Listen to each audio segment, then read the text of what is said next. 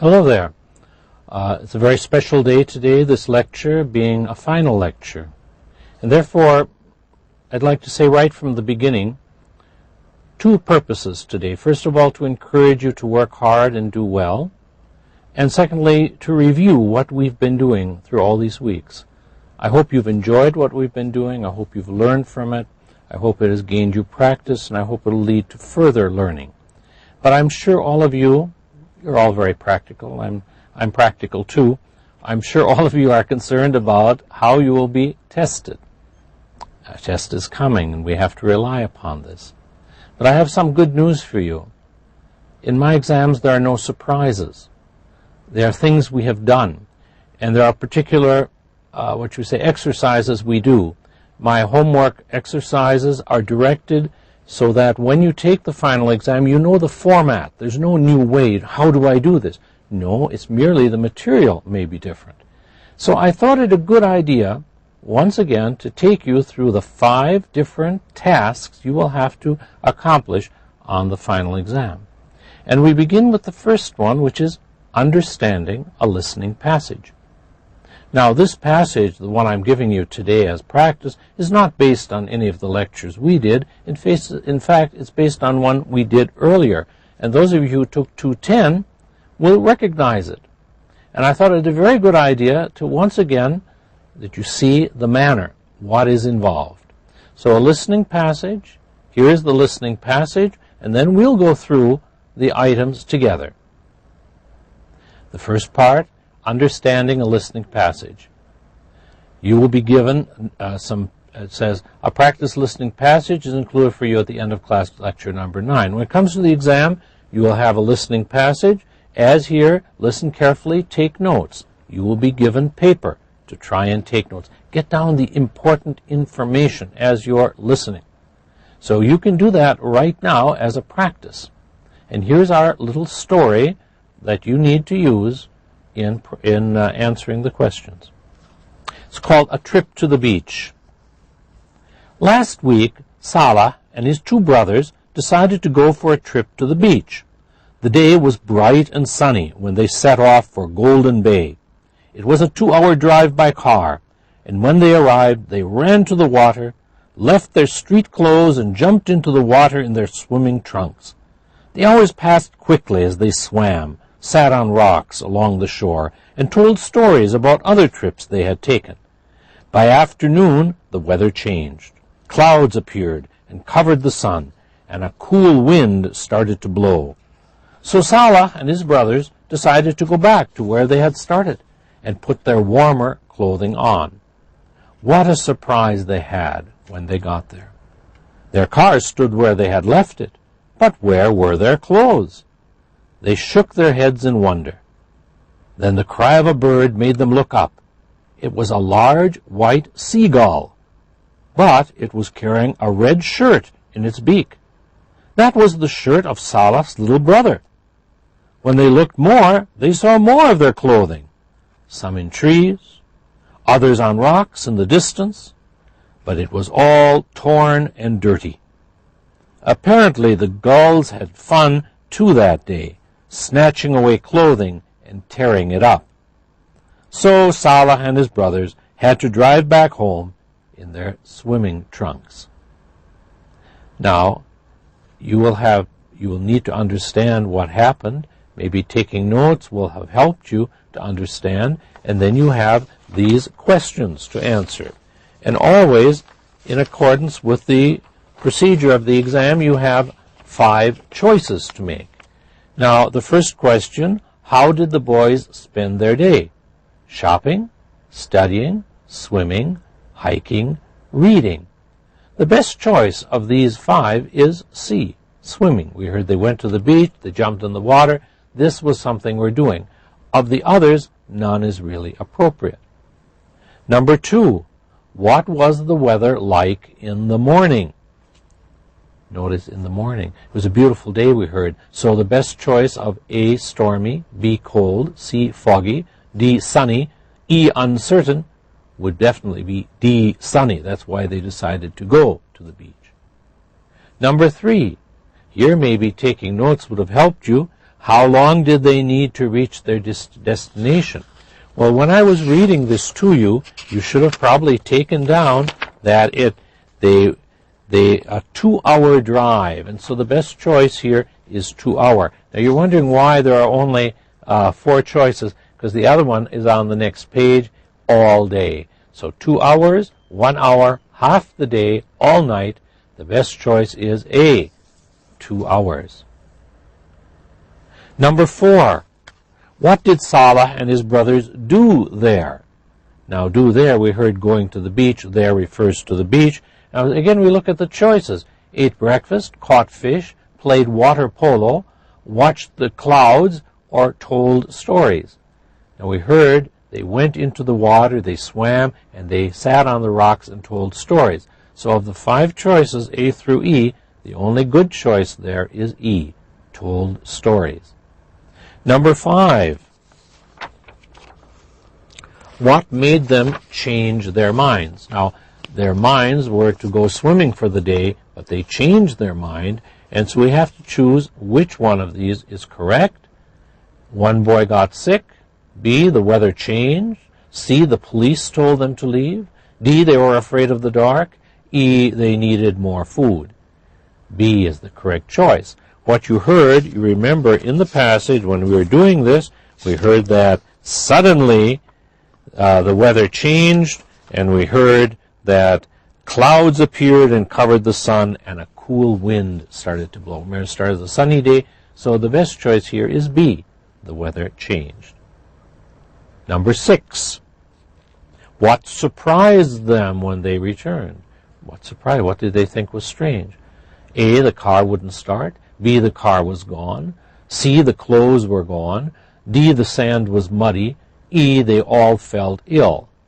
Well, it was a problem of the clothes, wasn't it? So C is our choice here. C, the clothes were gone. Then we come to 7. Again, we have this strange anomaly where part of it is on the next page. So let me just do that here. Let me adjust that. I think I'm going to have to fold this page here. All right. So here we are. So now we're on number 7 and the 5 choices for 7. 7. Where did they see the red shirt? Well, you heard they looked up and they saw it in the beak of a bird. So the best choice here is A, hanging from a tree, B, lying under the car, C, floating in the sea, D, under the rocks, E, in a bird's beak. Well, the last, E, in a bird's beak. They looked up, they saw the bird, a gull, and so that would be your choice. Number 8, why did they leave their clothes behind? Why didn't they take the clothes? They were too far away. B, they had no value. C, they couldn't see them. D, they were in bad condition. E, they couldn't find them. The best choice is D. We heard that the gulls had a good time tearing up the shirts, and they were all dirty and torn. Now we come to the last 2 items. Number 9, what is a seagull? Now this is a good example of using context. We heard they looked up in the sky, they saw it in the bill of this, so I'm sure if we have to choose a type of fish, a large turtle, a seabird, a mammal, a type of plant, of course you would choose a seabird. Remember, we don't always have to explicitly tell you the meaning. You should be able to choose it from the context. If someone said, I went to dinner and I had a wonderful dish of veal, well, I'm sure you would guess that veal is something we eat. It's a type of food. Same thing here. And finally, number 10 of our passage. How did Salah and his brothers return home? They walked, they drove, they took a boat, they got a ride from another person. Well, I see there one of our items is missing again. It must be on the page. But let's just choose among the 4. They walked, they drove, they took a boat, they got a ride from another traveler. Well, we know B, they drove. So that will be the first task you have to do, listening to a passage and choosing answers. The next task will be what are called reductions. Reductions. Something that you may remember we have practiced very often in every unit. We have had our reductions. Let's look at some of these just so you remember what reductions are about. Nice little review here. Reductions. See the word there? Reductions. So you will hear a sentence such as this. Number one, how are you doing? How are you doing? And I'd ask you, what does how are ya? How are ya? And when you look at how are they, how is it, how can they, how are you, who are you, your choice would be D. Okay, how are you, how are you is how are you. This is reduction, very important for you as you advance in English, because more and more you will hear continuous speech where people do not slow down to pronounce every word separately. Number two, they want to go home. They want to go home. Wanna, went to, when to, want to, one to, one do. Well, wanna here is C. They wanna means they want to go home. Number three, don't you know why he came? Don't you know why he came? Don't ya? Well, number three, don't ya? Don't we? Doing, does he? Don't you? Do we? Don't ya is D. Don't you? Number four, I have to go to the store. I have to go to the store. Have to. Have to. A, B, C, D, E. We're going to choose E. H-A-V-E, to. Have to. But of course, in continuous speech becomes have to. Number five, could you bring me a new cover for the table? Could you bring me? Okay, could you? Can you? Could you? Did you? Do you? Should you? You would choose B. Could you?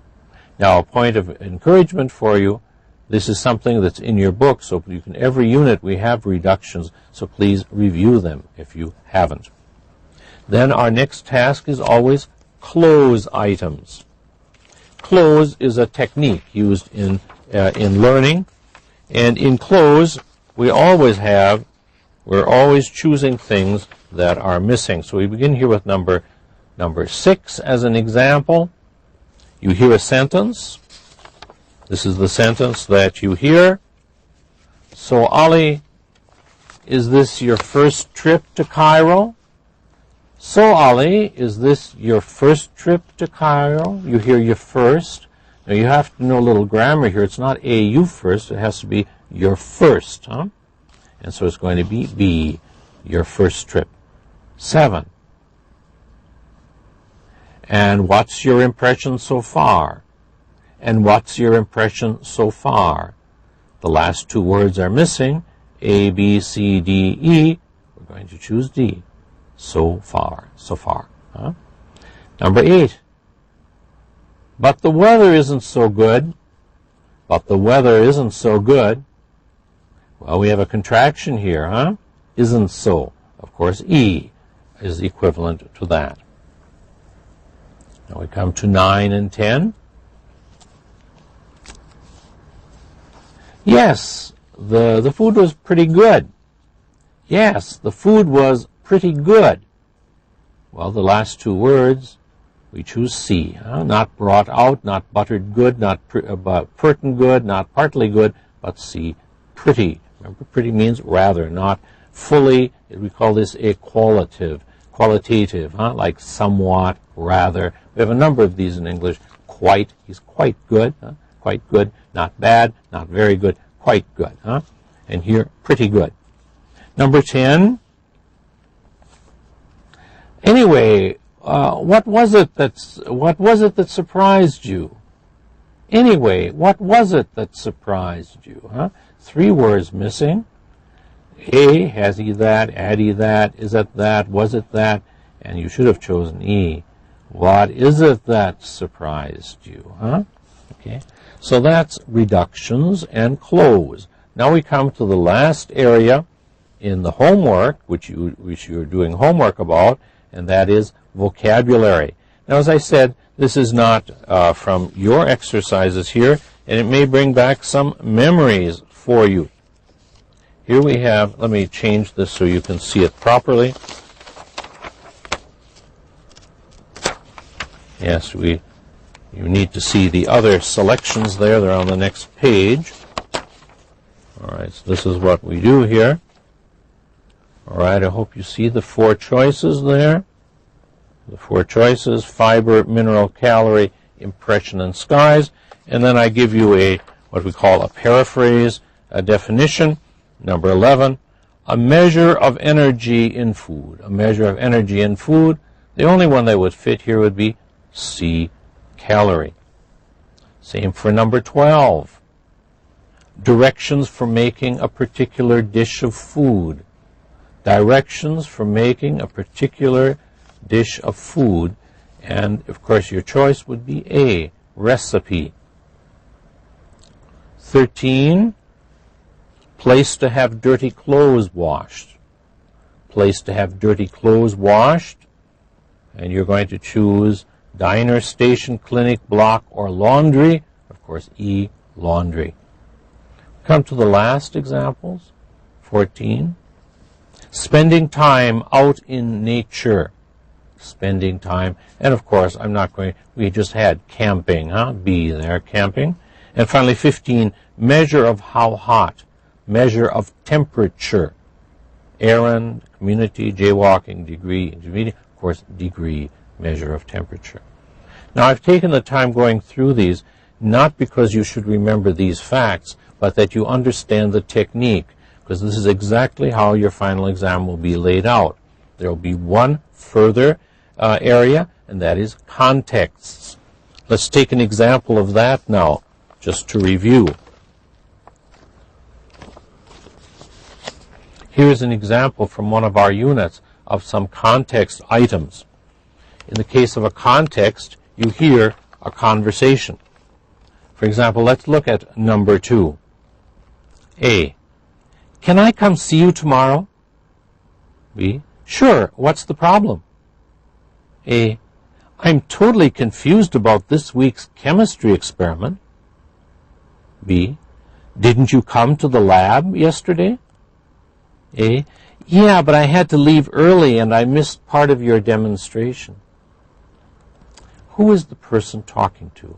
A chemist, a secretary, a roommate, or a TA? Now, we chose a TA, a teaching assistant, because he talked about the lab demonstration that he made and why were you absent from it, this week's experiment. So that wouldn't be a chemist. A chemist doesn't do an experiment every week, but a teacher of chemistry does, and a teaching assistant is helping. So we chose TA in that case. Another example of a context would be this one. Excuse me, what are the requirements for this course? B, well, you'll have a grammar quiz every Monday, and then there'll be a final exam at the end of the course. During the course, you're required to attend language lab 2 hours every week. And, of course, your attendance, class participation are very important. What type of course is he asking about? Now, chemistry, history, German, or business. Now, we chose German. Why? We heard grammar. We heard language lab. Those would not be true of chemistry or history or business. And so, again, we use the context to choose German. And finally, let's look at number 4. Let's listen to this one. Conversation 4. You asked to see me, Professor Jansen? Me? Yes. Would you like to explain to me what happened on this research paper? What do you mean, sir? It's almost exactly the same as a paper I received from another student 2 years ago. What has the student probably done? Failed an exam? Was late to class? Plagiarized a term paper? Forgot to do a homework assignment?